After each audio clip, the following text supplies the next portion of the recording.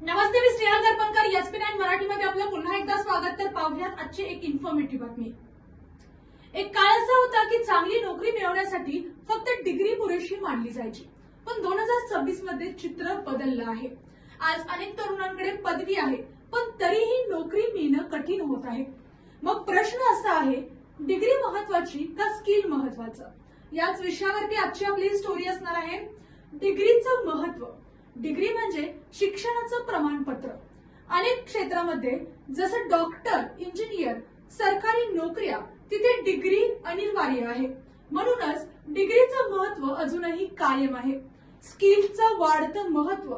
मात्र आज कंपन्या केवळ डिग्रीवर नाही तर उमेदवाराच्या कौशल्यावर अधिक भर देत आहेत.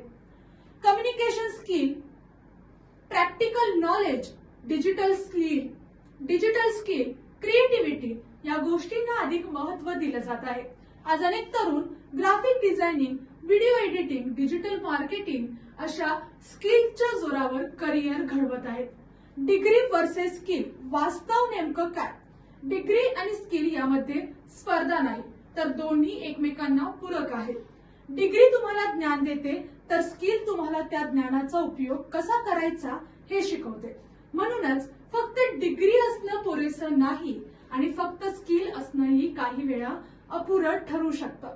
2026 चा ट्रेंड आजच्या काळात स्किल बेस्ड वाढताना दिसत आहेत. कंपन्या आता काय शिकलास यापेक्षा काय करू शकतोस याकडे जास्त लक्ष देत आहेत.